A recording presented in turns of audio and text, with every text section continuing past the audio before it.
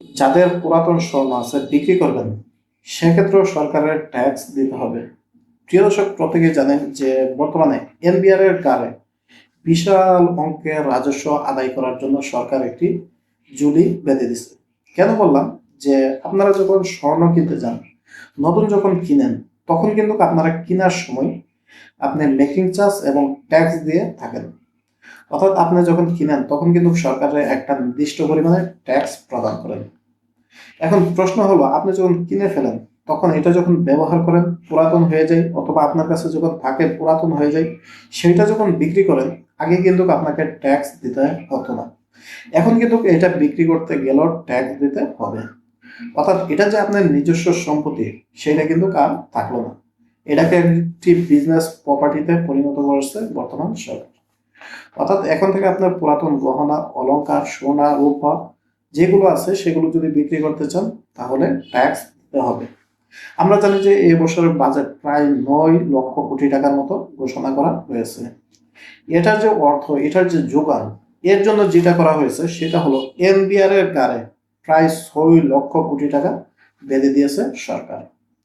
এখন তো এই এনবিআর কে এই টাকাটা সংগ্রহ করতে হবে। কোথায় থেকে করবে? আপনার আমার পকেট থেকে কাটবে। প্রথম অবস্থায় যেটা, সেটা হলো আপনি যদি এখন থেকে ব্যাংকে টাকা রাখেন, সেখানে এনবিআর এর নজর আছে। কারণ টিন সার্টিফিকেট অবশ্যই আপনাকে করতে হবে, টিন সার্টিফিকেট দাখিল করতে হবে, তারপর কিন্তু আপনি লেনদেন করতে পারবেন।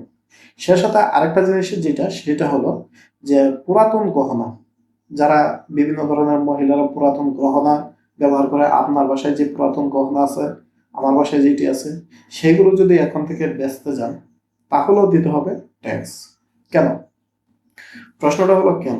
এটা কিন্তু একটা ভালো সিদ্ধান্ত বলে আমি মনে করছি না। আপনারা কিরকম মনে করছেন আশা করি সবাই আপনাদের মতামত জানাবেন। তো পুরাতন গহনা যেটা সম্পূর্ণই আপনার প্রপার্টি, সেইখান থেকে আপনি কেন ট্যাক্স দিবেন? আপনি তো একবার দিচ্ছেন, আপনি যখন নতুন কিনতেছেন, ক্রয় করতেছেন, তখন তো আপনি ট্যাক্স দিচ্ছেন। তাহলে এখন যখন বিক্রি করতে যাবেন তখন আপনি কেন ট্যাক্স দিবেন? এই বিষয়টা কতটুকু যুক্তিসঙ্গত হলো? আপনার আমার প্রত্যেকের ক্ষেত্রে এখন থেকে আপনি পুরাতন গহনা বিক্রি করতে গেলে আপনাকে 15% হারে ট্যাক্স কাটা হবে। অর্থাৎ 1 লক্ষ টাকার আপনি গহনা বিক্রি করলে আপনার কাছ থেকে 15,000 টাকা নেওয়া হবে। 2 লক্ষ টাকার গহনা বিক্রি করলে আপনার কাছ থেকে 30,000 টাকার ট্যাক্স নেওয়া হবে।